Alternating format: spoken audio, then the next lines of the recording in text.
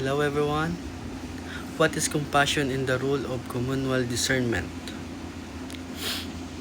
Today, I will discuss the three important ideas: what compassion is, how it is expressed through caring for other people in the environment, and how communal discernment can help make PU and the world a more compassionate place.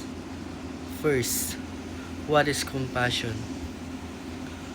For me, compassion is more than simply feeling sorry for someone who is suffering. It is the willingness to understand another person's situation, empathize with their struggles, and take action to help whenever possible. Compassion is love expressed through action. It means recognizing that every person has dignity and deserves respect, kindness, and care. Compassion also requires us to look beyond ourselves. Instead of asking, "What do I want?" we ask, "What does this person need?" or "How can I contribute to the well being of others?" It involves patience, understanding, forgiveness, and generosity, even when it is convenient or difficult. Compassion is not limited to people we know, it extends to strangers, vulnerable communities, future generations, and even to nature itself. Since we all share one world, caring for others also means caring for the environment that sustains life. This leads to the second point: how is compassion expressed in caring for the environment and for others? Compassion toward other people can be shown in many simple but meaningful ways.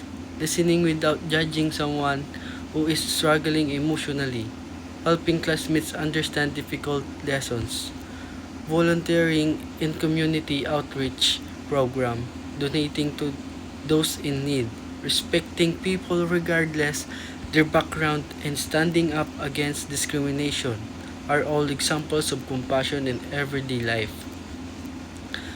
And school community compassion means creating an environment where everyone feels welcome, valued, and safe. It means encouraging classmates instead of competing unfairly, respecting teachers and staff, and offering help without expecting anything in return. Compassion also extends to the environment. Our natural worlds provide clean air, water, food, and countless resources that support life. When we care for nature, we are also caring for the people who depend on it today and in the future.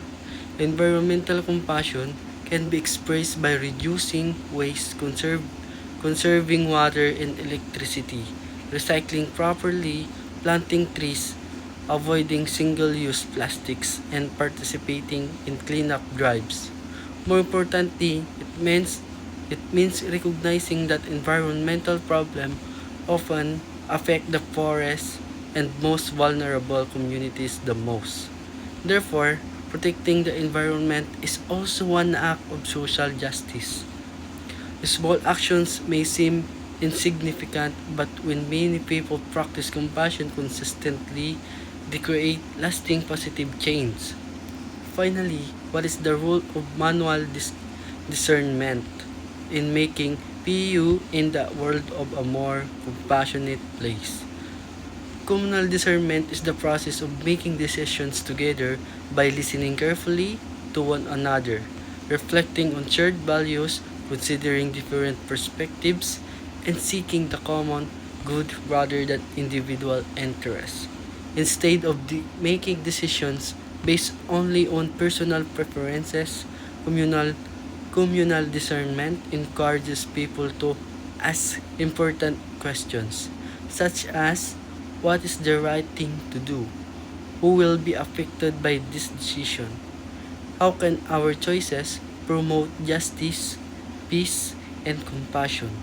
In a university like PU, communal discernment helps students, faculty, administrators, and work together to build a caring community. It encourages open dialogue, mutual respect, and collaboration when addressing challenges. such as student welfare, environmental sustainability, academic integrity, and community service.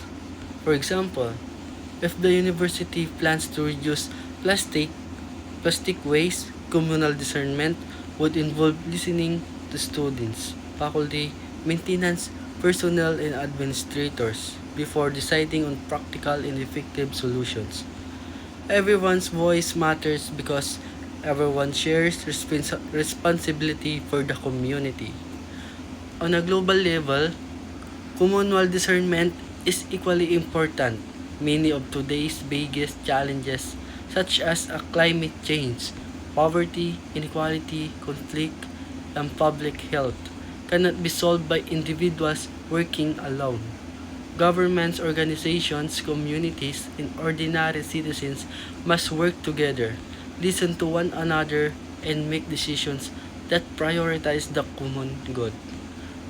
When people practice communal discernment, they become less focused on personal again and more committed to justice, solidarity, and compassion.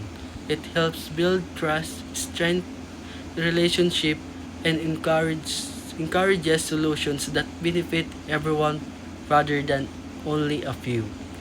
In conclusion, compassion is the ability to recognize the suffering and needs of others and respond with understanding and action. It is expressed through kindness, respect, service, and care for both people and the environment.